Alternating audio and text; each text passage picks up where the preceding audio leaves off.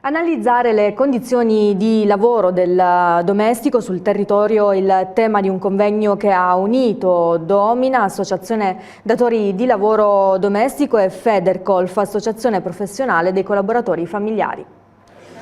Il lavoro domestico in Basilicata, un momento di incontro organizzato da Domina, Associazione Datori di Lavoro Domestico, e Federcolf, Associazione Professionale Collaboratrici Familiari, riunitisi a convegno per analizzare i temi legati al lavoro domestico, una realtà complessa che i dati portano a pensare aumenterà nei prossimi anni. Mentre la media italiana ci dà 65 anni, i datori di lavoro domestico in Basilicata sono di 76 anni.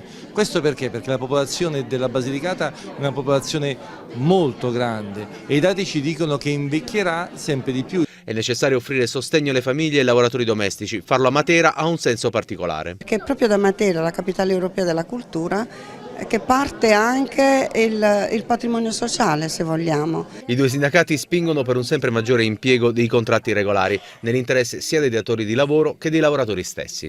La sezione Federcolf della provincia di Matera appronta una tutela a numerosissimi lavoratori e lavoratrici del settore che sono particolarmente vulnerabili, considerando che nell'83% dei casi sono lavoratori e lavoratrici straniere. È importante far conoscere quali sono i loro diritti, perché non sempre i loro diritti sono riconosciuti, ma soprattutto è importante anche per noi